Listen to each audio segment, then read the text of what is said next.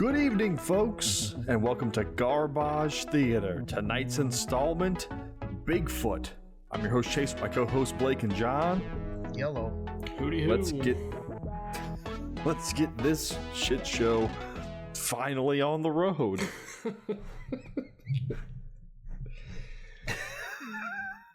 God, do you want to discuss like the reason that it took so long to get this episode done? Just like pure apathy. It was a lot of things that happened at once, really. Yeah, it's an asylum movie. B, it dropped at the exact same time as the Ghost of Tsushima DLC, the multiplayer. Swallowed everything up. That's really the biggest part, in my opinion. Yeah, but we've been having fun. We've been, killing Mongols. It's a good Demon time. Mongols. Who else is going to do it? You? But I will say this, to the listeners who have no reference and no visual proof of anything, we've been doing some pretty awesome stuff on Ghost. Yes. We should maybe just switch over to streaming games. John got the first legendary item drop last night. Oh, maybe I should have played. So, pretty good. Well, I probably wouldn't have gotten it if you'd been on there. Just now we're playing story mode. Okay. It would have been some other blue junk. But eventually, we forced ourselves to sit down and suffer through Bigfoot. Now, granted, it wasn't nearly as bad as I had built it up in my head to be. It was still an asylum movie. I got a couple chuckles, actually. I got a couple. Yeah, I mean, I don't know. I was telling these boys it took me 4 separate tries to get through it. I kept falling asleep. I don't know. I just found it, it bored me to sleep. Yes. It was pretty boring. There's a lot of inaccuracies that I will be addressing. Oh, good. Yeah. Bigfoot lore is all fucked up. Gotta keep that straight as an arrow. Yeah. For a little town being attacked by what equates to King Kong, there was very little done about it. No, I mean, like they didn't even close down the roads. There's traffic just driving around normal. I'm a little unclear on the whole timeline. Did everything happen in like 2 days? It seemed like it went on for. It seems like it went on for like a month. Oh yes, it did. But I think it was real time over 2 days. Because it's a couple days. We can get into it and I can start explaining some of the not inaccuracies, but just problems with logistics of this movie that I have. Like how long it takes to set up a music festival. oh, for Christ's sake. Well, wait, morning.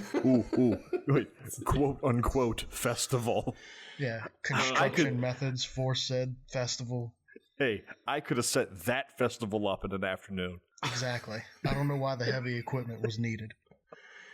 They had to clear an entire forest for that. Like I said, logistics, folks. Yeah. God damn it. Let's just launch into it so that we can, because that's right at the top. Well, I want to say, so our last episode, we weren't allowed to curse. And that was a fun game and everything, but it's good to be able to curse again. Oh yes. Yeah, absolutely. I need my whole comedy kit. I felt like a pilot without my mech. Yeah. And being -6 points, I no longer care. Oh yeah. Also, Chase got fucked up. So man. I'm going full Blake on episode 2. I no longer care about the contest. I'm already calling it lost. Nice. So you're telling me I have a chance? Basically. Oh boy. Okay, so here we go. Bigfoot. Hit it. Typical asylum opening to some flyover of some trees. Every asylum movie ever made. Right. A CG dragonfly flies into screen and gets eaten by a CG frog, which is eaten by a CG fish, which is eaten by a bear, and then a hunter shoots the bear, and Bigfoot is pissed. Like, I kind of liked that intro. It looked bad and everything, but I liked where they were going with it. But then I got totally pissed off at the hunter situation. Like, the way the scope looked was all wrong. Like, they just put crosshairs over some stock footage, and it was like, that's not how far away he is. And I don't know, that bothered me. It wasn't the usual meticulous asylum. Yeah, you're right. Yeah, you don't see that kind of thing in an asylum movie, like, ever. Yeah, like, something with... It's not really... it's not really subtext. It's pretty on the nose, but they never really take the time to do that. They're always busy just, like, hammering in some exposition. Yeah. So, yeah, I mean, for an asylum movie... That was a cut above that opening. So Bigfoot comes stomping in. He mushes the hunter, and cut to the title card. Circle of life. And can I just say about let's clear up Bigfoot. Mush us all. Bigfoot is 5 stories tall. Depends. Yeah. Sometimes he's 6 foot tall. Other times he's 60 foot tall. He's somewhere between Mighty Joe Young and Son of Kong. Precisely. Because everybody knows those scales. Yeah, he's enormous. So we then cut to Bonaducci, and let's just start off with the fact that his name is Harley Henderson. Yeah. Like Harry and the Hendersons? And the fact that he drives a Harley. Right. Somebody thought they were being slick on this movie. Jesus Christ. Now, I don't know what it is. Okay, like Danny Bonaducci, I know, like, child stars, they don't get the best upbringings and all that shit. I know he had his problems and everything. And usually I can see past the thing. Like, but for some reason he has a very punchable face. Like, every time I see him, I want to deck him. And I don't know why. Is it the leftover bully in me that is supposed to have been gone long ago? I don't know. He just has a face that I want to punch.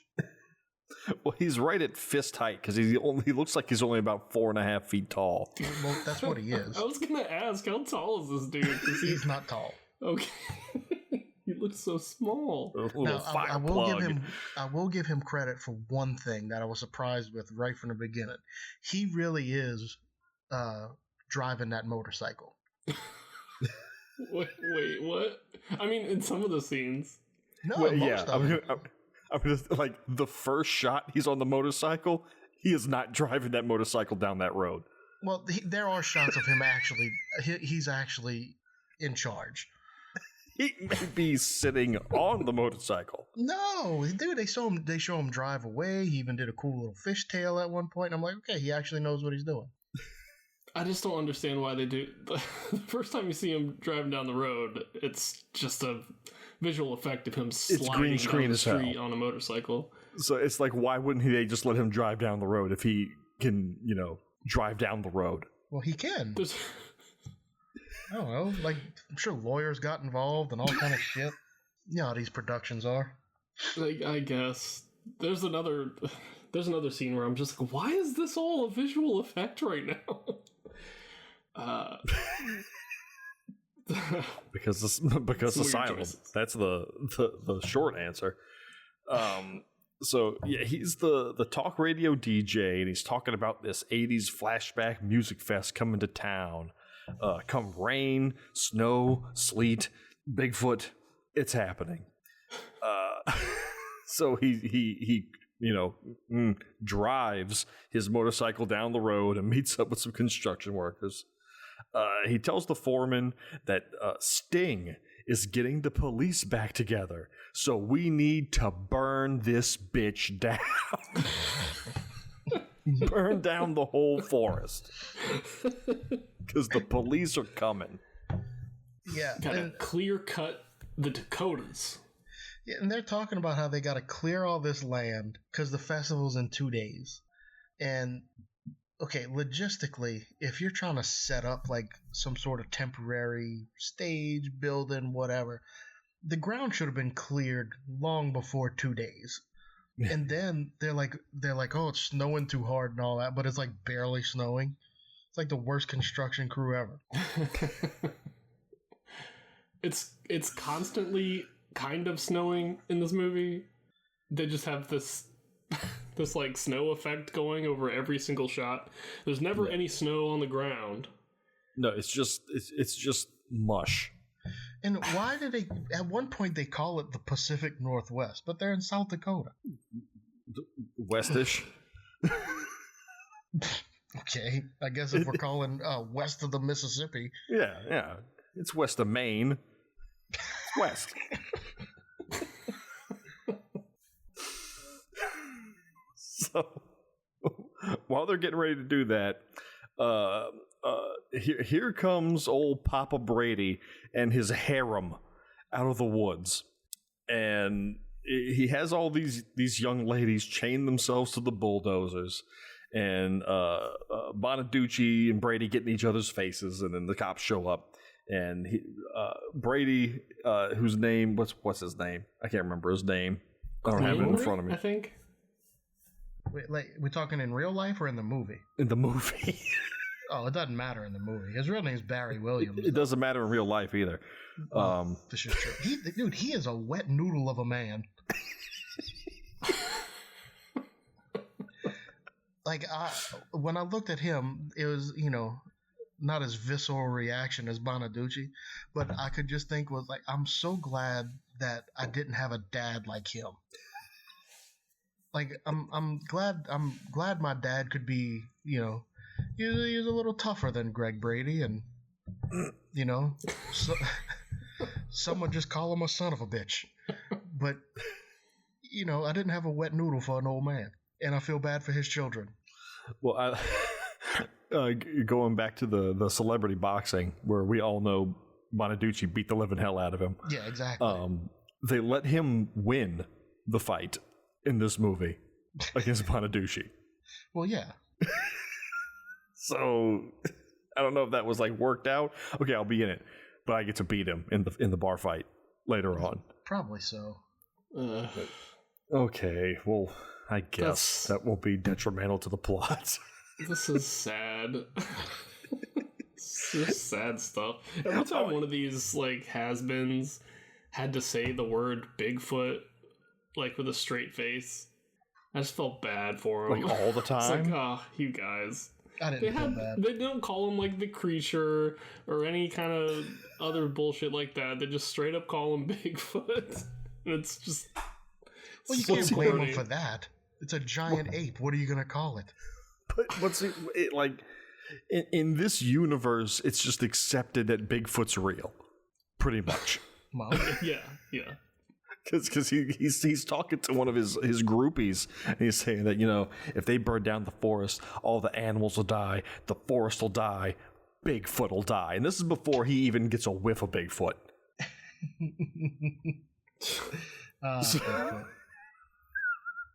So, the cops show up. And before I get going, on the the old has-beens. Why is everyone in this movie old? I don't know. Is one of the cops the senator from the X-Men movie? Yeah, that's the director. Okay. I thought so. You made a huge deal out of that. See how long it's been since we talked about this? Like, I totally forgot about that. And I thought I was being slick because I was like, I know we mentioned this guy before. It turns out I'm the one that mentioned him. Yes. Anyway, he's the senator from the X-Men. He's the senator from the X-Men. He's the director of this pile of shit, and he's also the most boring character in the movie. I don't understand. Like, did they offer him a part, and he was like, only if I can direct? Like, he's throwing his shit around. I hope that's what happened. They're like, that would be. Yeah. I just okay. The most recognizable name in the movie, but he's still. I don't know how that happened. You realize we typically give the directing gig to like a D student from the local night film school, right? I mean, you're a legitimate actor. You're in luck because I'm currently averaging a C at that same night school. So, Officer Walt, aka Senator from the X-Men movie, he's getting hassled by the mayor that he needs to go and arrest these tree huggers, and Bonaducci tells him that he tells the guy driving the tractor to just go. So he starts driving, and he's dragging the poor groupies behind him because they just won't let go of the chain. No, they're handcuffed. They wrapped it around and locked it. Did they? Which is very irresponsible, by the way. Because the only handcuff I remember seeing was Brady's, because they close up on it. They're just kind of... I think you're right. I think you might be right. I think they're just holding on to the chain and they just don't know to let go. Maybe they wrapped it around like their hands, and when it tightened up, it was like a Chinese finger trap situation. Possibly. Sure. I like that the only person that had the key, though, was fucking Greg Brady. In case shit got too squirrely. I'm getting the fuck out of here. Man, he's like a cult leader or something in this thing. I wish they would have taken that angle, that he was like starting a cult. That would have been interesting. I couldn't figure out if he was supposed to be the hero or the villain. Like, I just wasn't sure. Yeah. I certainly didn't like him. Neither he nor Bonaducci are likable. Yeah. I'm pretty sure the hero was Bigfoot in this movie. I guess it's Sherilyn Fenn, but she barely does anything either. Well, yeah. I mean, they must be the heroes because Bigfoot didn't get a Adobe Photoshopped filtered statue.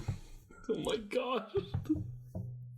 We'll get to it. I couldn't help myself. I know. So, one of the officers, the deputy, fires her gun in the air, and the man stops the tractor. And Brady's pissed because he's going to kill those girls. And she sees that the two clearly know each other, and she asks them, "Are you two going to sing at the festival?" And they simultaneously reply, "I'm not singing with him." And I'm like, oh Christ, if they sing at the end of this fucking thing. I thought they were going to like become pals and then put on the concert after they killed, like, on top of Bigfoot's corpse or something, but that didn't pan out. So the mayor orders that they drag Brady off to jail. And back at the precinct, he's in jail, and he's chatting with... As soon as the mayor started saying that, my libertarian spidey senses started going fucking nuts. Because first off, the chick fired, like, you're not supposed to fire a warning shot, fucking officer. Like, you don't do that shit. And then, how are they going to arrest him? Whose jurisdiction it is? You had one guy wearing a U.S. Marshal hat, somebody else wearing a deputy sheriff hat, and they were driving a city police car. I don't think they're real cops. And then they arrest them for trespassing. You can't get arrested for just trespassing the first time. They have to officially trespass you, and then if you come back, you can get arrested. So they're skirting all kind of laws and just fucking trampling this man's rights. Damn it. That's how they do things out there in the Pacific Northwest. What I want to know is why Bonaducci, who's this like disc jockey doing the 3 to 6 a.m. time slot like has any kind of pull at all in this town? He's like the most powerful man in town. I guess because he used to be a singer. Yeah, it's clear that he and Brady used to be. I don't know if they were in the same band, but they were both. Yeah, they had a band. Same band. Yeah, and they both Danny's Donabucci. Fuck his fucking name. It's okay. I just refer to him as douchey through this entire thing that I wrote up. He sold out, but Brady sold out in a different way because he went off to start this acoustic hippie career. So Brady's in jail, and he's chatting with the detective that arrested him, and she's just visiting from Oklahoma City because she's got some things to sort out. Yeah, which that threw a whole nother thing with me. You ain't even from South Dakota, and you're shooting in the air at people. That's how they do things down in Oklahoma City. Pow, pow. I was very upset by this. So, meanwhile, in the woods, some guy smokes, and that's his ass.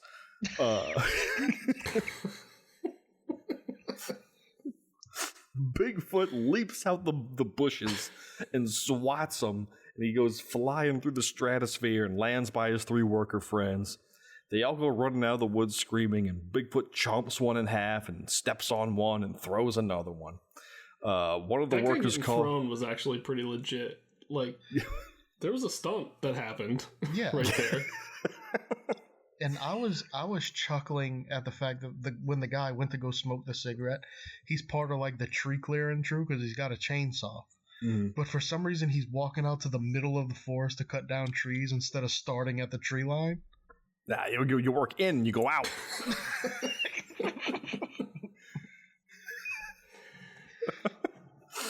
So, and Bigfoot, the way Bigfoot's animated, his movements are so explosive and jerky. It's like he's a paper doll. Oh yeah, I mean he's got no weight. I also like when he bends over that like his torso clips through his legs. And he's bent over 90% of the time because they didn't think to have the shot wide enough to make him the scale they wanted him. Oh my god! Did you guys ever see those? I think it's like the outtakes or the glitches of Sully from Monsters Inc. The hair yeah, the hair simulation. That's what he looks like all the time. It's just like individual hairs sticking straight out. In all directions. All they had to do was draw some leg extenders on him, like Suburban Sasquatch did. Or they could have just used a guy in a suit. He was already there. Yeah. So we'll get to that too. So while Bigfoot's killing all the workers, one of them takes out their ancient cell phone and starts taking. What year is this? Yeah. This is randomly set in 2003 or something. Yeah. That dude pulled out a StarTAC that didn't even have a camera on it. So he's taking pictures of Bigfoot, and he calls up Bonaducci, and Bigfoot's like blowing up bulldozers. And so why is he called the host of a radio station? he's the boss. He's the most important man in town. Call the fucking Keystone Cops back up. So he sends the picture, and I couldn't tell what the picture was. The glare was so bad. I'm not even sure that was a phone. I think it might have just been a piece of plastic with phone written on it. That's a part of Bigfoot lore. Everybody knows Bigfoots have the ability to make cameras distort. That's why there's no good pictures of them. They can phase in and out of reality. Yeah, so I'm good with that. That's that's actual like real shit. Yeah. So Bigfoot blows up a bulldozer. He blows up the bulldozer and it crossfades, and we immediately go to the flamethrower helicopters blasting the forest. Yeah. Bigfoot didn't stop nothing because here comes the fucking airstrike team. Later, Bonaducci's back at the studio telling the public that there was some confusion about a brush fire. And he's got one of the local firefighters here who looks like a living corpse. Motherfucker looks like Emo Phillips sitting there. And he's there to clear everything up and reassure everyone that the fire was contained. The fire was contained. Thanks a lot, Crypt Keeper. Fucking goon. There was when they cut to this, they cut to the radio station, quote radio station, and there's like a sign made by a child hanging outside of a tattoo shop for the radio station.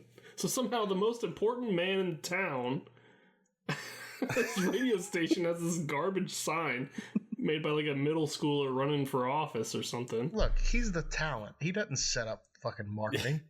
He doesn't have time for signs. He runs his radio station out of the top floor of a tattoo parlor for free. Look, he's got other shit to worry about. Yeah, he's the head of a major construction company. He's banging all the Harry Bush locals around. Telling them all the carpets do match the drapes. Oh. Little ginger hobbit. So later, the corpse guy takes Bonaducci out to the woods and shows him some big ass Bigfoot tracks. And he tells him, "Well, we need to keep this quiet till after the festival. You know, this town needs summer dollars."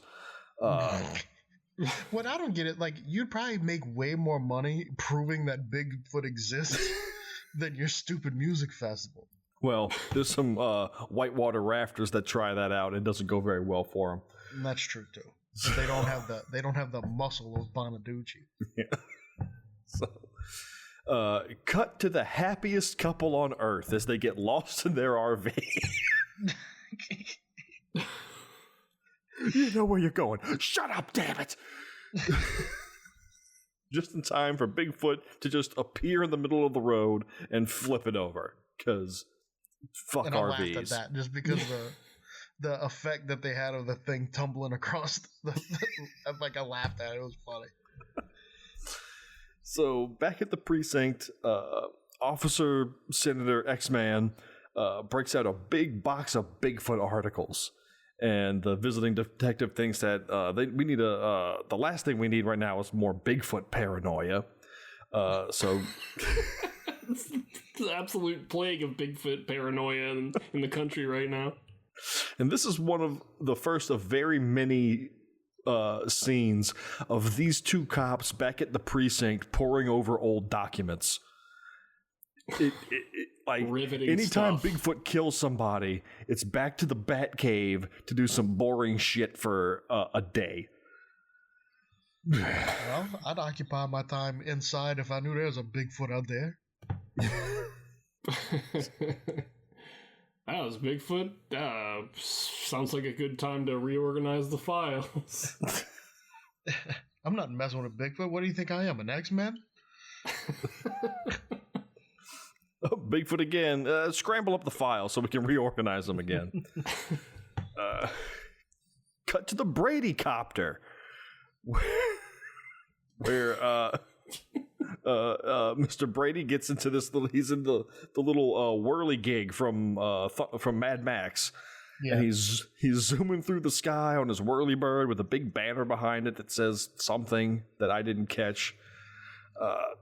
The mayor calls Bonaducci and tells him that he needs to take care of this guy because he's mucking up all the works. So what? Just flying stupid contraption around. I know. You get him and his fantabulous claptraption out of the goddamn sky. Blow that motherfucker out of the sky. So now that would have been funny if they would have scrambled a jet to fucking intercept. So they decide to meet up by the old dueling tree, and Douchey pleads with Simon. Simon's his name, finally. Pleads with him to just, work with him so that he can relive the magic of the 80s, man. The 80s, it was all about freedom and rock and roll, and I want to get back to that. he has this weird parallel where he views the 80s the same way people view the 60s, and I don't think they line up. No. He also keeps bringing up Simon's mom, like she's hot, and I'm wondering if he's talking about Mrs. Brady. Like, I didn't know if it was a nod to that. He won't stop swinging off that branch, though. Right. My God, every chance he gets.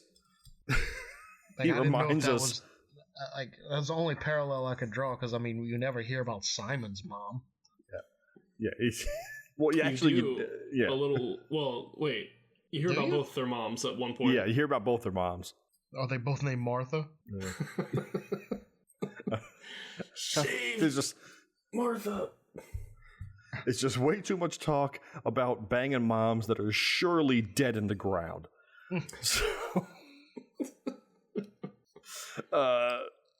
So he Bonaducci finally says he asked Simon that, you know, if you do a solo gig at the concert, it'll help everything, and you know you'll get your stage where you can send your hippie message, and when the festival's over, we'll plant 1,000 trees in your honor. Who's paying for that? And why cut them down? Right. Like, if I was the hippie, that would have been my counterpoint. How about you just not cut down 1,000 of them? Where is Sting gonna stretch out? I don't know. Where's he gonna have all his tantric sex with the fine trim of whatever town this is? Deadwood. Oh yeah. Yes, Deadwood. For some reason, they chose this location. Yeah. So the dreary 80s music fest is on, and Simon pulls up with his harem, and they make their way into the festival. And the visiting detective is back at the precinct, and she's packing up her shit, and she's got a picture of her dead dad. And she's hitting the road. So she's a cop in Oklahoma City, and her dad was a cop here. And so she's come back and stepped into his shoes to finish his business with Bigfoot. I don't know. She's just there to pick up his shit? I guess that's all that's all it takes. Then why is she out there shooting people? Like, if I showed up at Shell Oil to pick up my dad's shit, they wouldn't let me run boats for a day. Well, maybe. You're never not a cop, Blake. Once you're a cop, you're a cop every second of the day. So, where was I? So, yeah, back at the concert, Harley greets the roaring crowd of about 15 and introduces them to the force behind Midnight Daffodil, which was the band. Simon Quinn, and Brady comes out and he gets on the stage with his acoustic guitar, and he tells the crowd that he's been fighting for Mother Nature. And some guy in the audience keeps screaming out, "Play back to back!" And he tells them that I'm not going to sing my classics. I'm going to sing my new material, what everyone wants to hear at a concert. The audience reaction to him throughout his whole thing, that's what made me laugh. Because it was just filled with, "You suck!" So yeah, he lays out this tragedy of a song, and everyone hates it, as they should. And Bonaducci's backstage with Alice Cooper. And by backstage, I mean he's like 3 feet off to the side of where Brady is. He's standing in full behind view the of the tables. audience. He's standing behind the tables that they made into a stage. Yeah. So he's telling them that, "Oh, Alice, you got to get up there and get me out of this jam." And he pulls the plug on Simon, and there's a bunch of feedback, and that gets Bigfoot all pissy. So Alice Cooper's arguing with Bonaducci about how, this is barely anything, and why the hell am I here? As, And I don't even have a real snake. Yeah. So, I don't have a snake. I wasn't allowed to bring my band. I had to settle for the Battle of the Bands runner-up. Didn't you know Alice Cooper's new band is a bunch of 15-year-olds dressed like Target mannequins? Mm-hmm. Terrifying. So he gets up on stage. They clearly didn't pay him to sing. Well, whatever see, he was. that was the other thing I laughed at, because they had enough money for Alice Cooper, but not enough for the music. Nope. It's some generic ass rock song, and Cooper just fist pumps through it all and doesn't say a fucking word. He's like, I'll be in your movie, but you got to pay for this music if you want it in there. So here comes Bigfoot, clocking in at 100 miles an hour as he comes roaring up, and he blasts some chick taking a piss in the woods. He picks up a porta potty and slams it on some guy before he sets his sights on Cooper. And he leaps over the stage and lands in front of it. And there's a fan in the audience that's dressed up like Bigfoot. And Bigfoot grabs him. This guy refuses to drop his drink. That was the best. That was the best part of the movie, is this guy not dropping his drink. He scoops him up and he tosses him away, and he turns around to Alice Cooper, who is going to go down in a blaze of glory. He's calling Bigfoot out, "Come and get me, you son of a bitch!" So Bigfoot, what is this about? Why would he do this? Everybody knows there's been a long-standing feud between Alice Cooper and Bigfoot. Big time beef with Alice Cooper and Bigfoot. Bigfoot stole all of Alice Cooper's jerky. I also thought it was funny that this is the second movie that Alice Cooper has been in where, like, well, no, maybe not. I'm gonna shut up. Alice Cooper was in Wayne's World, but it was the second Wayne's World where they made the festival that nobody showed up to. And Alice Cooper wasn't in that one. Yeah, close enough. Wayne's World. That's all I needed to say. Yeah. Okay.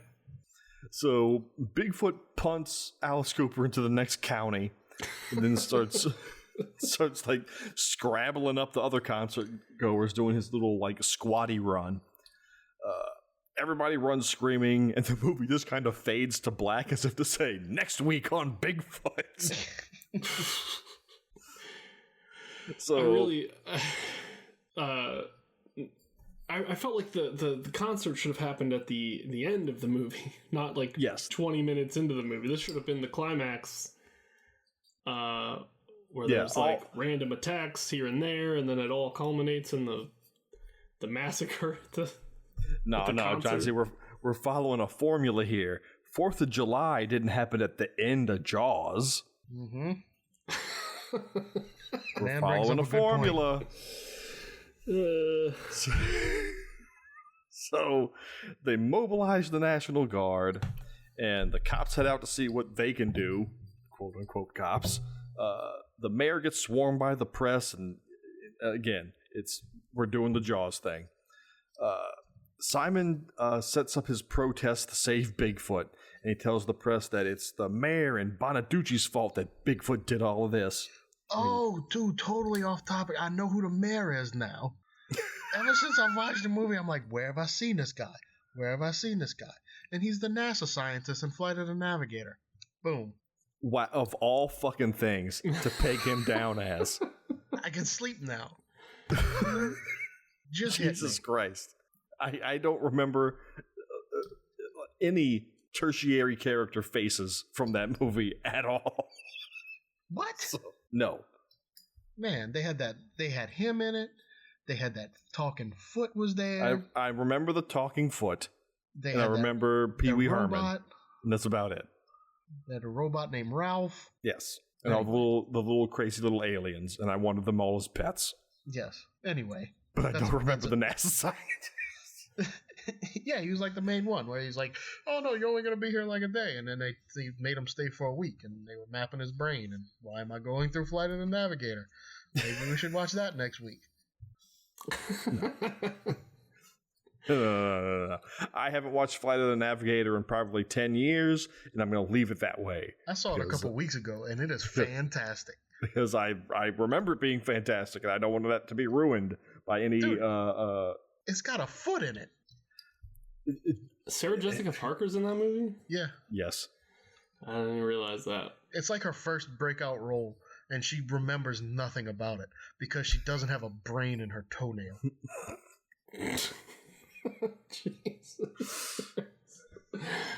I'm done with reliving those live action movies from back in the day because I did that with the Explorers and I found out that movie fucking sucks. That movie always sucked. I always hated that movie. It was good till they actually took the tilt-a-whirl into space. And it went downhill from there. We'll always have Monster Squad, Chase. I mean, they can't take Monster Squad away from us. Dear sweet Monster Squad. Dear sweet offensive Monster Squad. I heard they're rebooting that. Don't touch it, you fuckers. Leave it alone. I'm just joking. I didn't hear that. I wanted to rile you up. Okay, that did actually get me mad. If Dracula doesn't pick up a 3-year-old girl by the throat and call her a bitch, I'm going to be pissed. Yeah, exactly. They can't even make this movie anymore. I mean, I'm not like that kind of person that's like all concerned about like PC culture taking over or anything like that. I just don't think they would make that movie again.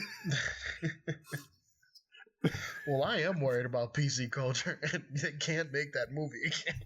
They got a 10-year-old fat kid blowing people away with a shotgun. Why couldn't we make a podcast about good movies? No, we need to make a podcast about good movies in our eyes, and me and you can go on and on about the fucking Super Mario Brothers movie, and no one will listen to it. I agree. We can have a back-to-back one of Mario Brothers and Encino Man. Boom. Bob Hoskins and John Leguizamo will forever be the physical embodiment of Mario and Luigi to me, and it'll never change. It'll never change. I saw nothing wrong with that movie. They make a sequel. Leguizamo's got a reprise, and they got to get a necromancer out to get Bob Hoskins back on. I agree. Because nobody else can do it. Me and you would be the only people out there protesting the second live action movie, saying, "No, y'all are gonna fuck it up." The first one was perfect. Leave it alone. Oh man. There's a story behind the Super Mario Brothers movie where the first draft of like the screenplay was like this really dark, like Mad Max-ish kind of like dystopian future movie, and it's kind of in there still. But well, they just took Hopper and made Waterworld with whatever was left of it. What movie are we talking about? That went off the rails. Simon Quinn sets up his Bigfoot protest. He says that the mayor and Bonaducci's, it's their fault that Bigfoot killed all those people. And he puts the word out to drive Harley out of town and to recall the mayor. And he gives an interview where it appears now that he's going to run for mayor. And the interviewer asks him what he thinks about all of these people saying that he's the Jane Goodall to Bigfoot. Oh, that's just really fucking stupid. It's what I think about that. Yeah. Considering they've had no interaction at all. Considering Jane Goodall was a researcher who like lived among her the things she was studying. Simon's vaguely aware Bigfoot exists. Yeah. I'm pretty sure there's chimpanzees in the forest. You're a marvel to zoology. So, anybody ever hear of forest brides? Get out of here, man.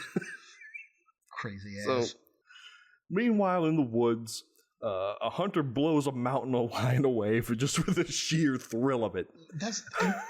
Nobody hunts like this. This guy does. Well, it was like, I don't know. They were really trying to stick it to hunters in this movie. I think nobody hunts like that. He just hauls up with this elephant gun and blasts this mountain lion into bits. Fuck you, mountain lion! Yeah, that doesn't happen. He cracks a beer open on his head and guzzles it down. Yeah, and like you say, an elephant gun ain't that far off. That's like the gun they were using to shoot the Spinosaurus in Jurassic Park. And dudes hunting mountain lions with it. Just vaporizes them. So apparently he's some big shot game hunter, and Bonaducci calls him up, and he puts the hit out on Bigfoot. Meanwhile, I got a job for you. Yeah. This is the quint of the movie. Meanwhile, some idiots hire some guy to take them downriver to try to get footage of Bigfoot so they can get rich quick. And so they head out in a couple of rafts, and Bigfoot's real quick to show up. And he leaps into the river, and he shuffles after him. And his big feet make little splooshes in the water as he runs. So he kerplodes one of the rafts and squashes all the people inside, and then punts the other one as there's stock screams ringing out across the tundra. This was the other part that I didn't understand why it was visual effects. Like, they had a river, they had people and canoes, yet the people in the canoe are not actually on the river. Nah. I'm sure you could get some sort of license to do that or something. So? We can't do that. We had to get Alice Cooper in this movie, John, for Christ's sake. We can't afford for these people to actually get in the water for some reason. That costs extra. Goddamn lawyers got involved again. So one of Simon's groupies is putting up flyers and gets arrested for this? Yeah. Blake, you want to chime in here? It goes right along with everything else. They arrest her, they throw her ass in jail, and they hold her until Simon shows up with the bail money. You're gonna stay here till you quit smelling like patchouli. So she clearly had to have done something wrong for there to have been bail. Well, this isn't just we're going to hold you, because we've got probable cause, then we got to let you go after a little while. Like, what did... She put that sign up directly in front of another sign that said "Post no bills." There okay. you go. There it is. Well, that's not what happened in the movie. I'm just making excuses. Oh, okay. Maybe just the cops here have something against unshaven pits or something. Want this hippie out of town. I thought you put the flyer over another flyer that said "Lost cat answers to Mr. Crinkles," and it was the cop's cat. Yeah, son of a bitch. So, anyway, Simon shows up and throws a billfold on the table, and I think that'll be enough because he's a rich hippie. Yeah, what the fuck? Where's he getting... Why has he got a fat stack? He's still getting royalties from fucking back to back. He bilks these poor college girls out of all their savings when he kidnaps them to his yurt out in the woods. That makes sense. Speaking of, back at his hut out in the woods, he welcomes some new poor sex slave into the fold who's majoring in biology or something. Hell and, yeah. Simon gets a delivery, and they haul it. It's a secret, so they haul it outside. And there's a wood spy out there, and he's watching from the tree lines, and he's reporting via radio what's going on. Meanwhile, Bonaducci welcomes the Bigfoot Deathmobile, as it's known as. I couldn't believe it. Like, so they drive up, and they've written Bigfoot Deathmobile on some tape or something and stuck it on the car. And I was mad. I was like, that's the best they could come up with, this Bigfoot Deathmobile. And then I sat with the movie paused for 10 minutes trying to come up with something better, and I couldn't. Oh. It's written in that marker that they use to whenever they write all over the cars for the varsity games coming into town, go Eagles all over. Yeah. They just write Bigfoot's got a little dick across the windshield and come rolling into town. That'll show them. So, but then they just leave the Bigfoot Deathmobile behind. They abandoned it for the little mini ones. Maybe that's the hub, the headquarters.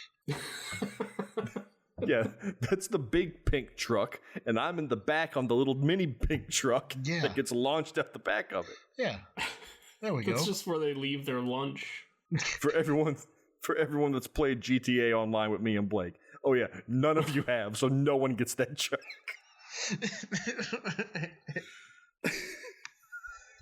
So yeah, there's only one other person I think has actually played with us, and he don't listen to this. yeah. He's got way better things to do at this time. No, he doesn't. So yeah, Bigfoot Deathmobile arrives. Al, the big game hunter, jumps out with his cronies. And they all jump on four-wheelers and head out into the woods. Back with Simon, he reveals that he's been sent specially formulated Bigfoot tranquilizers. Boom. That some, where was it from? Was it Tibet? With were they hinting at the Yeti with this? I'm assuming that people studying the Yeti used his DNA to formulate the perfect tranquilizer that'll work on everything within the Bigfoot family, and they sent it to this fucking dude in the woods. That's so they can't know anything about this Bigfoot. That's what I mean. Bigfoots must be like raccoons in this universe. Also, a tranquilizer is a tranquilizer. It just goes by weight. Like the same tranquilizer they put down a horse is the same one they use for a tiger at the zoo. They just use different amounts of it. It isn't like they need... it's like anti-venom. No, it's not. The exact same animal. They call them horse tranquilizers for a reason, Blake. If you took one, you'd be unaffected. Yes, exactly. Nothing would happen at all. Nothing. You need special Blake tranquilizers. Blakequilizers. Wow. Christ. Well, the lawyers have just chimed in and said that we have to say, don't do horse tranquilizers. They will affect you. You will be affected. Yeah. Go eat some mushrooms instead, kids.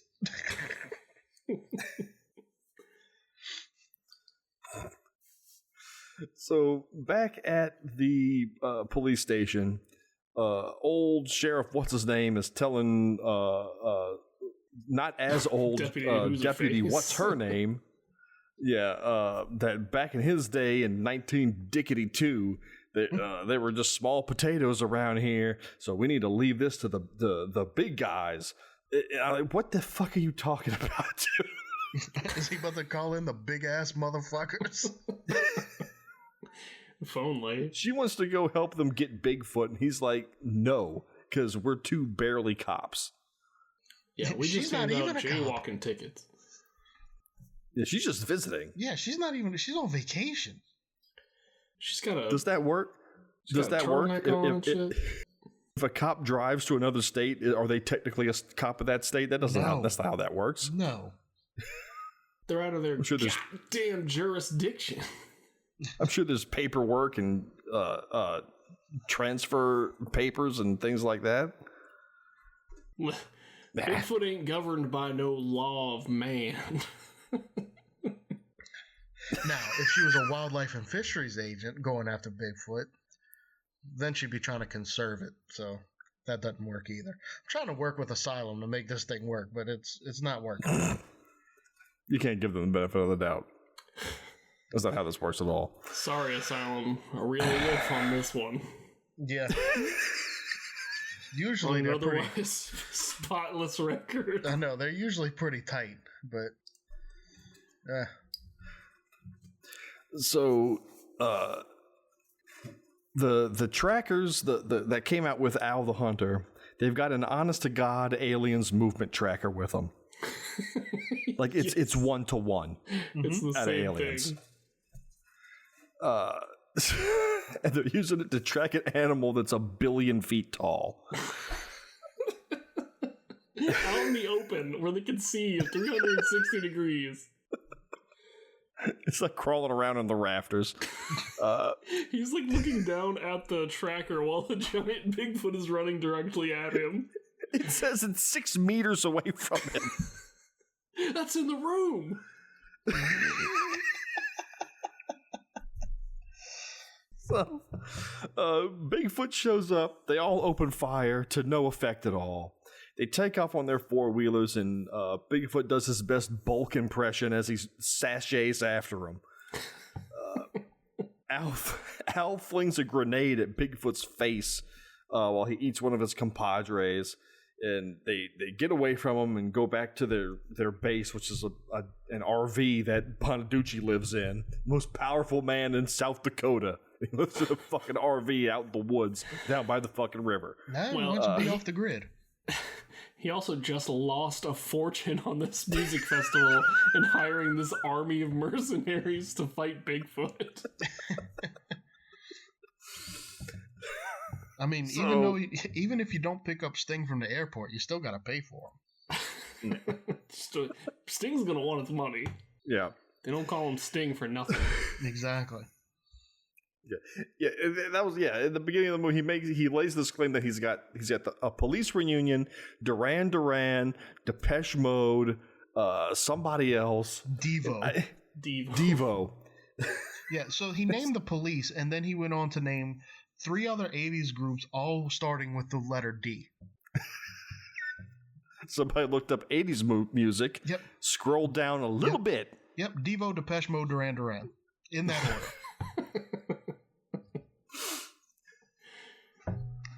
And I don't know if any of those bands have ever played in South Dakota ever. Duran Duran got around. Did they play on top of Mount Rushmore? I don't know. Let's go ahead and say yes.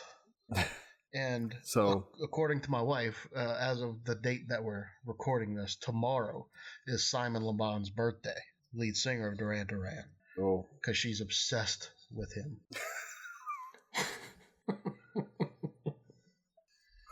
If he walked through our door, she'd leave the family and go with him. Him or LL Cool J, she'd be gone. Well, his hat is like a shark's fin. Yeah. So I can see the draw there. So the mayor is awoken by a phone call from Bonaducci, and he's got an idea to put Deadwood on the map. Bigfoot Zoo. It's already on the map. Just check the map. Yeah, Google's got that covered, Bonaducci. Yeah. It's just a big blank spot where Deadwood's supposed to be. They've been stiffing it to us for years, telling us we'll never be on that map. We got them by the short hairs now, man. So the mayor loves this idea so much, he decides he's going to rob the pension for the seed money. Why stop there? Take it all the way up to the super pension. I mean, who's on the pension? You got the one cop that's an X-Man. He don't need no money. Who else? That stupid firefighter? He's a volunteer. He's undead. He doesn't draw for the pension. Yeah, so I think he's fine. I think he's only drawn from his own pension. I mean, there's no other employees of this town. Yeah. So, the spy that was stationed at Brady's house breaks in and finds the Bigfoot tranquilizers, and Bonaducci tells him over the radio to steal all of it. So Brady sends one of his harem out to steal the Bigfoot map from the police station, and she gets it, and they all head out to capture him. What? Yeah, I don't know. I really don't know. She comes back with a fucking map to Bigfoot. Why is there a map to Bigfoot? I don't know. It's a damn good question. So you can find him, Chase. So they run into the deputy while they're out searching for X, where Bigfoot is, the big X on the map, and they find some Bigfoot tracks, and they also find a massive cave where Bigfoot must be living. So the biologist studies one of the footprints while they all go to check out the cave, and she climbs into the footprint just so you can, see where this is going. The biologist hit R2 to examine. That's a Ghost of Tsushima joke right there. So the rest of them all enter the cave, and inside they find rotting carcasses everywhere. They hear a scream outside and come rushing out, and Bigfoot, squashes the biologist in his footprint, and he's chasing down the other groupie, and Brady realizes that his tranq darts are gone, and he didn't decide to load one up until this second. Yeah. He didn't look inside that briefcase before they even left. Super important to wait to the last second. To make sure you have your ammo. So the deputy calls in backup, which I'm not sure she's, has the clearance to do. When Bigfoot spots them, he grabs the last groupie and bites her in half. And then Bonaducci shows up in a helicopter and opens fire with miniguns. Wasn't the plan to put him in a zoo alive? Bonaducci in a helicopter with miniguns. That was the deal right there. He can beat me in the fight, but I want to be in a helicopter with miniguns. Yeah. So Bonaducci now has the tranq darts, and they chase Bigfoot out into the open, and he hits Bigfoot with a dart, and he scampers away. And Brady is still mostly concerned for Bigfoot's life after all this shit went down. And Bigfoot monkeys up a tree and snatches a helicopter out of the sky like it was a paper airplane. The helicopter Bonaducci's in also changes what kind of helicopter it is like 8 times throughout this whole sequence. Yeah. It's green, it's brown, it's red, it's all kinds of freaking helicopters.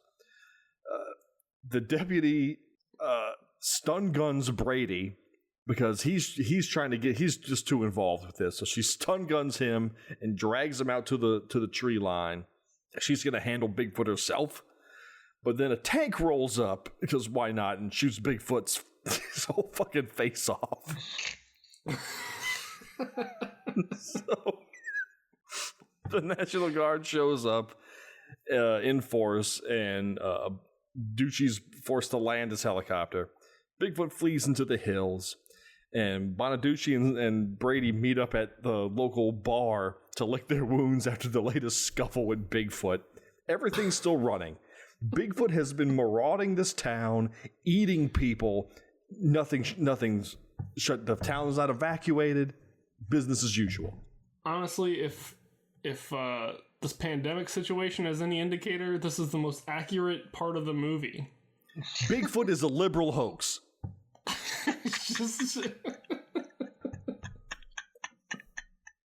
Oh, shit. Only like 20 people have been killed by Bigfoot. Your chances of dying are like 0.1%. Look, okay. Look, I got attacked by Bigfoot, and I'm fine. The chances are high that you'll see him, but he's not going to kill you, okay?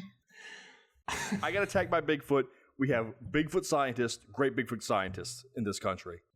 The best. And now I'm immune to Bigfoot.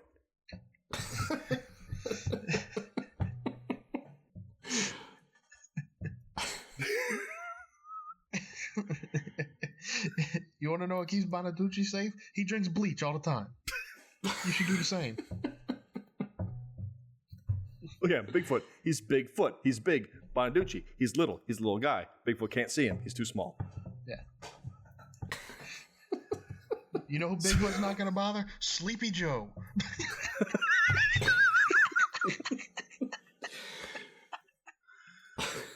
Oh, Lord. Oh, shit. There we go. I know we'd find some kind of hook to latch on to in this fucking movie.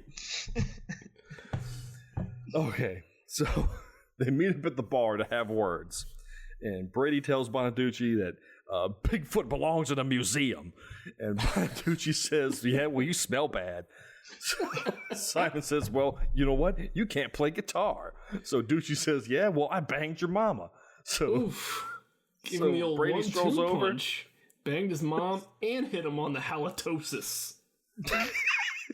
So Brady strolls over and grabs a guitar and bashes it over Bonaducci's back. And they wrestle around, but Brady judo flips Ducci to the ground. And Ducci gets up and they trade some punches for a while, but Simon winds up putting Bonaducci on his ass. The bouncer then escorts the two of them out. So back at the police station. I thought what was going to happen was that they were going to have to put all the fussing and the feuding aside and work together to solve the Bigfoot problem and maybe rediscover their friendship along the way. That's right. No, that's what a movie would do, John. God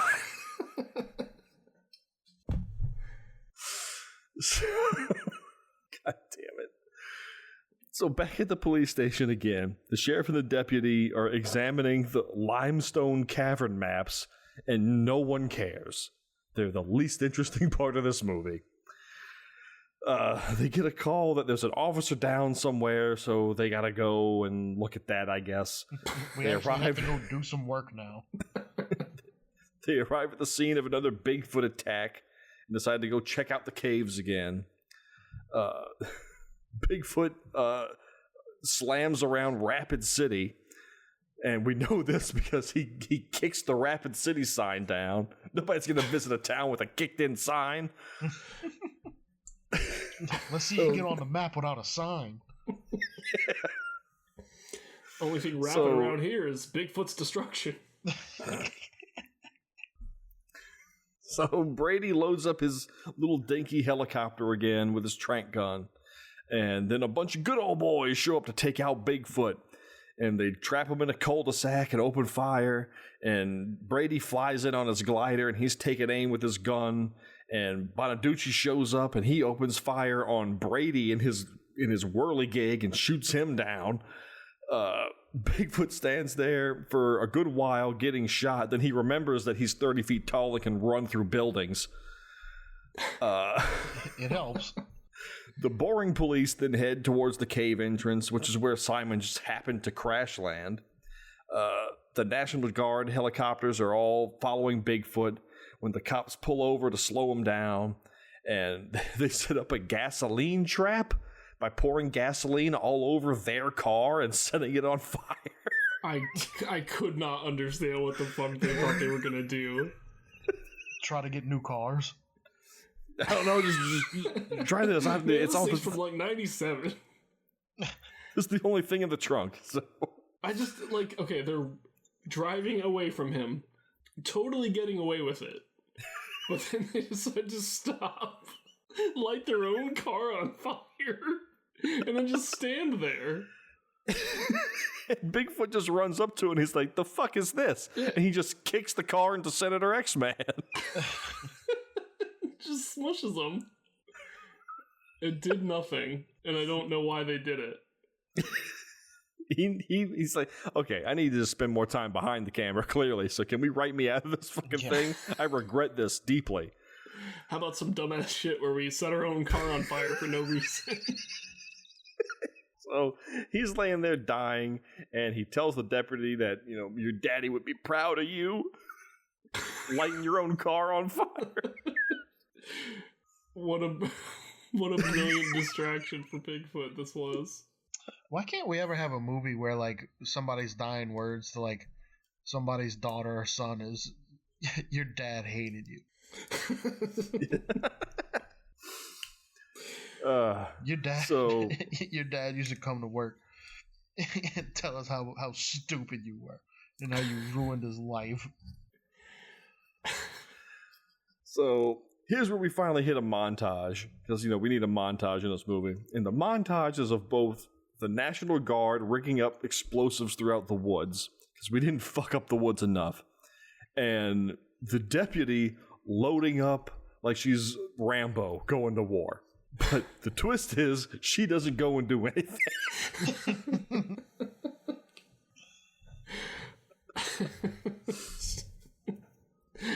The next time they show her, after she just put on all of her deputy gear, she's just got none of it on again. Probably because she realized, wait, I'm here on vacation. She's like, shit, forgot my keys. What am I doing getting involved in all this? So Bonaducci and Al are stopped by the National Guard, and they're told that the caves are off limits. But don't worry, because Bonaducci knows another way, a secret way in. So how does he know a secret? What the fuck is going on? How does he know a secret way into Bigfoot's cave? Everybody knows Bonaducci's come from a long line of spelunkers. Look, he's a goddamn hobbit. He knows his way through the marshes. He knows where the secret stair in the Mordor is. So, Brady and his last sex slave remaining make a plan to head back to the caves as well. They They pull some real solid snake shit and trample through the underbrush a few feet away from the National Guardsmen and get by completely undetected. This movie really does the National Guard dirty. They might as well have, had to put their hands on their backs to steady themselves as they were going through the underbrush. So, and then Bonaducci and Al just kind of lie their way in. Look, I'm supposed to be here, asshole, okay? Oh, I'm with the National Guard, so I guess I'm too stupid to ask questions, so go on in.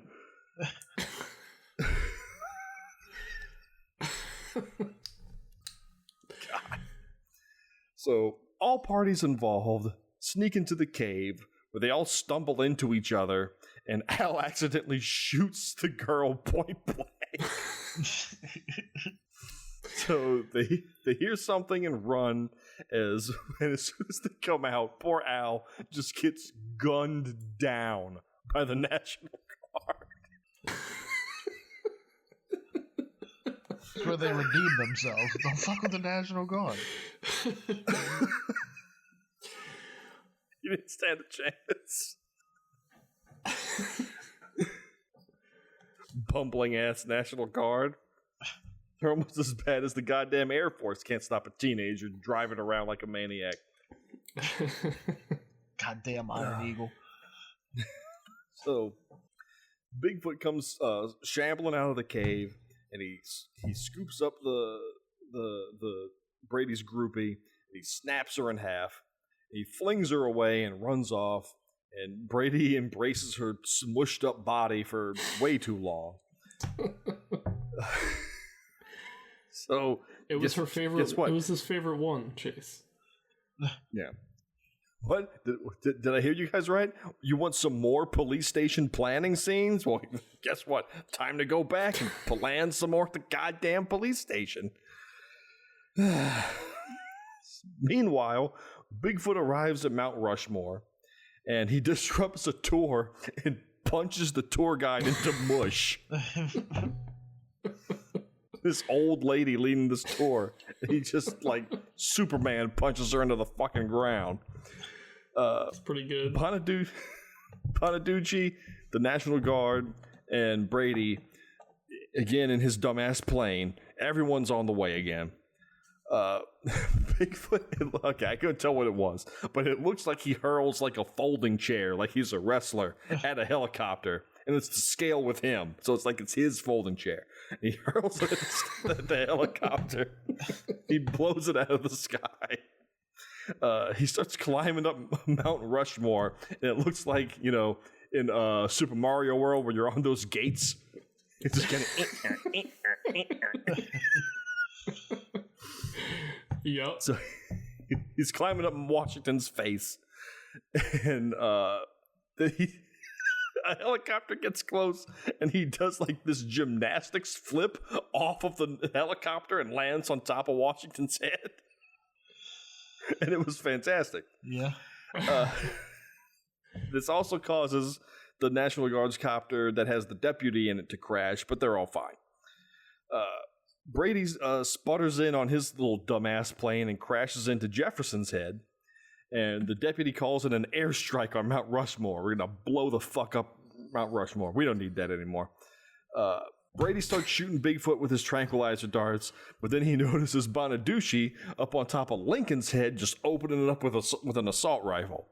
So he rushes over and starts wrestling Bonaducci, and the deputy starts waving at them to get off the mountain because there's an airstrike coming in. But Bonaducci won't. How does she expect them to see her? Yeah. They're miles from each other. So, they're wrestling around, and Bonaducci just won't let this mother thing go. He's still making wisecracks about sleeping with his mother. And this is where Brady reveals that he slept with Bonaducci's mother, or something. I'm not really sure. So the two wrestle around some more, and Bonaducci falls over the side of Lincoln's face. But Brady grabs him, and he's dangling. And then Bigfoot runs up behind him. And just when you thought this movie couldn't get any stupider, Brady turns around and holds his hand out to Bigfoot for help. And Bigfoot actually considers it and has a change of heart and reaches out for Simon's hand. And Bigfoot is now to scale with the human being because the hand is way smaller than it used to be.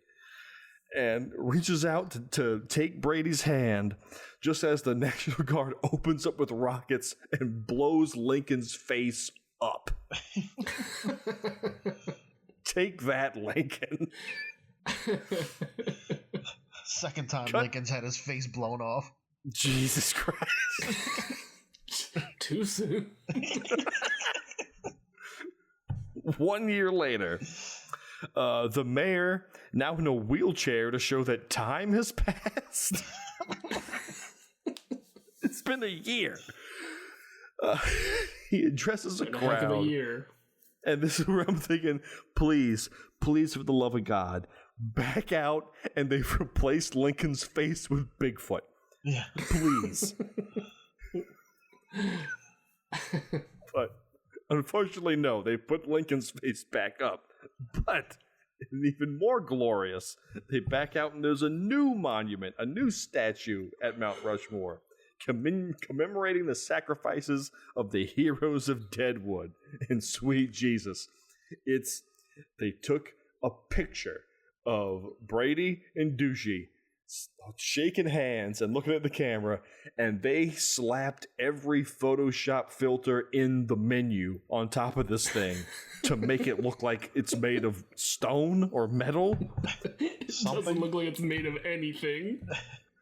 Foil, sepia, Gaussian blur, everything. Just put it all on there. Oh my god, it looked like shit. Roll credits. That's the image we're gonna leave everybody with this fucking movie. It was pretty funny. The idea. So the mayor said that it was his pleasure to unveil this new national monument. A national monument for these two assholes. Like, the fucking president wielded his power to declare a national monument, of which there are only 129 in the entire country, for a dumbass statue of a couple of morons who didn't do anything and got themselves blown up by missiles trying to fight Bigfoot. They're the heroes of Deadwood, and all they were doing was trying to kill each other on top of the Mount Rushmore. So stupid.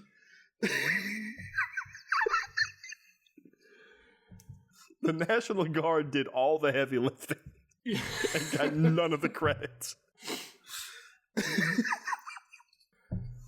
Oh my god. Wow. Bigfoot. Yay. Yeah, that's a big waste of time, that one.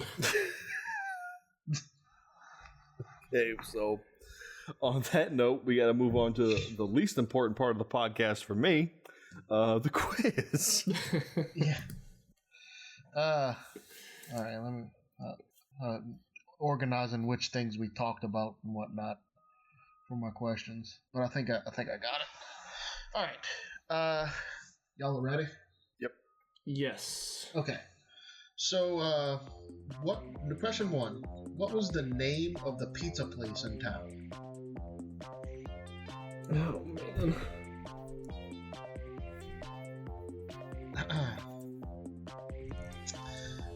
There's a part in the movie where they're in a car listening to Bonaducci's radio show.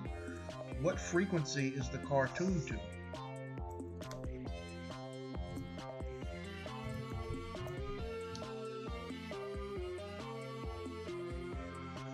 Question number 3.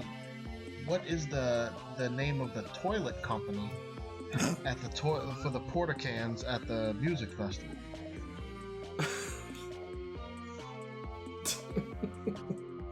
Shit. This should be an easy one. What is the number of the evidence box at the police station? Yeah, that's not an easy one. Yeah, what? They bring out an evidence box early on in the movie. Did they? Yeah. Was it the shoebox with the Bigfoot clippings in it? That said evidence box and a number? Yes. I had to give y'all at least one easy one. And what was the call letters to the radio station that Bonaducci was recording at, but not necessarily the radio station that he said that he works for? Oh, shit. Okay. All right. 5 shots in the dark. Locked and loaded. All right, number 1. What was the name of the pizza place? Pizza place? What am I saying? Pizza place. The pizza place. Deadwood Pizza. Perfect pizza. It was the Lazy K. Okay. That was close. What was the frequency that the car radio was tuned to? This one I think I knew. 104.5. 98.7? It was 104.5. Yeah. What was the toilet company that was at the festival? Sir Dumps a Lot. Easy P. Close. It was United. United Toilet. What was the number of the evidence box? Reebok. 10369. Jesus Christ. It was on there. Real big letters. Or numbers, I should say. All right. And what was the call letters? I'll give you a little more context. So in the car, and when he walks out the radio station, there's a big sign that says 104.5 with some call letters. But in the beginning of the movie, he said that he's on 93.7. He says that a few times. So we're looking for what was the call letters of 104.5. I'm just going to tell you the only one that I know. K-Star. Well, that's not the K-Star. letters. It's only 4 letters in a radio call thing. KSTR. Case? Yeah, that. Okay, yeah, y'all got it. All right. Okay. What's it going to hurt giving me 1? Yeah, exactly. All right, so John got 2, and you have 1, so you're at -5. -5. John's at 3. Yeah. You still have nothing. Yeah. All's right with the world in my eyes. This is my game to lose at this point. Oh, man. I wasn't prepared for hardly any of those questions. Well, so I figured I was playing into the fact that I knew everybody was like dreading watching this, so I know y'all wasn't looking at the little things. So, with that, it's time for Coming Attractions. All and right. it's John's pick. And I sure as shit hope he's got a softball for us.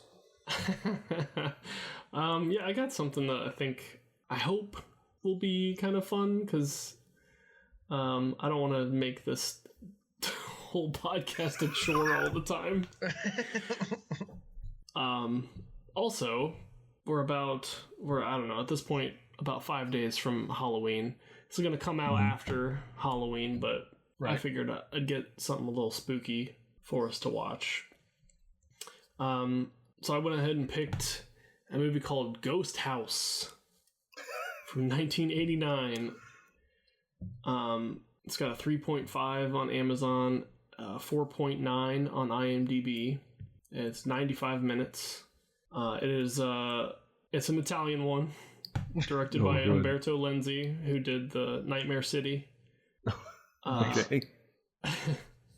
He's got I forget to write it down. He directed it under a pseudonym. It's like Humbert. So this is or too something. shitty even for him. I mean, some people seem to really like this movie, but they also did a riff tracks on it, so I don't know. We'll see. Starring Laura Wendell, Greg Rhodes, and Mary Sellers. Visions of a deceased girl and doll bring doom to the visitors of a deserted house. Taglines: we dare you to go inside. And this one: death holds the mortgage, and if you move in, there'll be hell to pay. That's funny. That's good stuff right there. So it's also known as La Casa 3. La Casa 1 and 2 are the Evil Dead films. In Italy, they were called La Casa. So this is a fake sequel to The Evil Dead. Well, they love doing fake sequels over there, don't they? Well, I guess it was called Ghost House, and then some marketing dude was like, hey, let's make it a fake sequel to Evil Dead. So they changed it to La Casa 3. Marketing. Yeah. They got two things over there. Rip off sequels and ravioli. It was also filmed, I don't, you guys may not have seen this film, but it was filmed in the same house as Lucio Fulci's House by the Cemetery.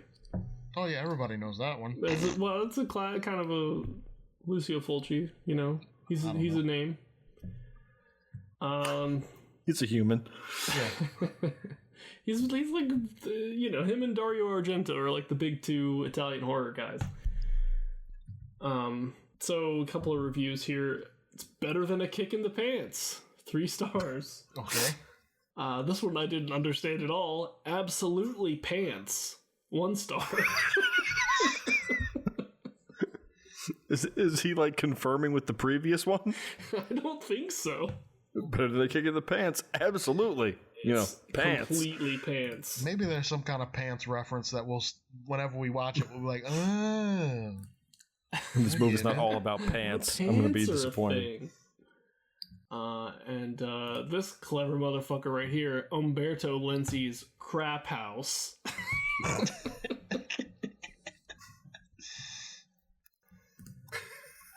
So yeah, it looks like fun. It sounds like it's pretty gory. It's just a 2-word review. Shit sandwich. Essentially. Pants. 1 star. God. Yeah, there's a story behind that. I hope so. Okay, so that's what's next on the chopping block. But now we got to get down to the real nitty gritty. Say something nice. I always forget about this. It wasn't as bad as I thought it was going to be. Does that count? Is that nice? Yeah. I would say that. John? I guess it's got a lot in common with other Asylum movies, but I did like that there wasn't like a constant exposition dump going on. It felt like they tried a little bit to make characters happen. It broke some Asylum molds for sure. Like, number one, every person cast wasn't some, you know, young, like, good-looking person. It was just a bunch of fucking old people. So I know I already said it at the beginning. Like, I like the little opening sequence with the the predator and prey cycling over and over. That was interesting for them. Yeah, we did it. Yeah, we said a nice thing. Ducci's sweet motorcycle riding skills. Look, man, he was riding that bike. He did it, man. Yeah, I mean, what you want to do? Oy. All right, everybody. That's Bigfoot, finally. Bigfoot in the can. Up next, it's Ghost House. Let's hope we can take care of these Japanese ghosts between now and then. So we might actually have a chance in hell at watching this thing. Seriously, everybody, if you haven't played Ghost of Tsushima Legends, it's fantastic. Lots of fun. This is how you add multiplayer to a game. It is. Companies. Yeah, seriously. You know what we should do one day to our small and limited fan base? One day we should have a contest, and whoever wins it gets to play a game with us one night. Yeah. So we're just going to play video games with Jason? Yeah. He doesn't exist.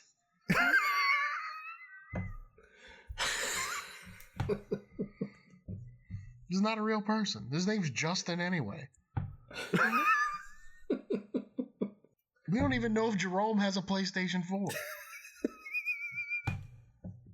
It's true. There's a lot of unknowns, but I mean, we honestly, do, I feel like we could just do a call. It's like, hey, homeboys, You got a PlayStation and Ghost of Tsushima? Like, hit us up.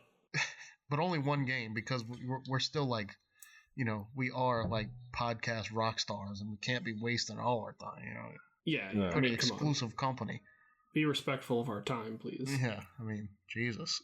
You're just gonna drag us down. We gotta be killed over and over again by these goddamn tengus, and shooting their birds out of their face all the time.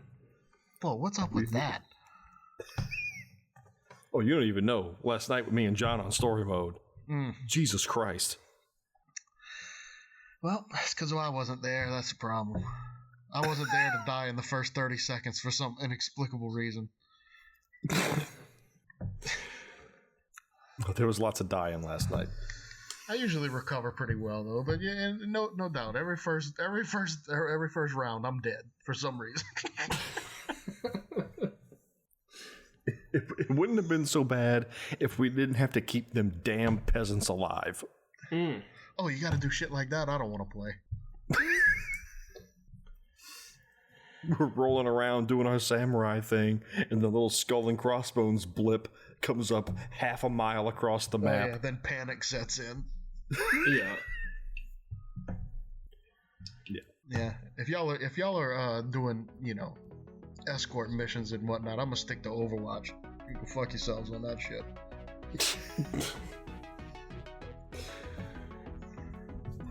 Well, yeah, we could have been doing it if people were on. Mm-hmm. I'm not saying it on the podcast, but I gave a pretty good reason why I wasn't on.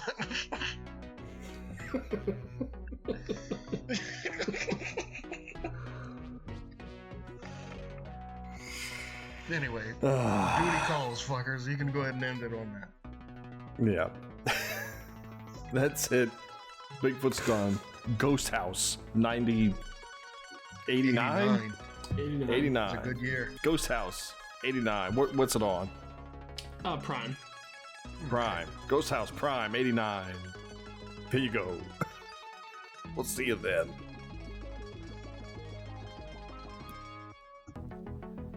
Thank you for listening to Garbage Theater.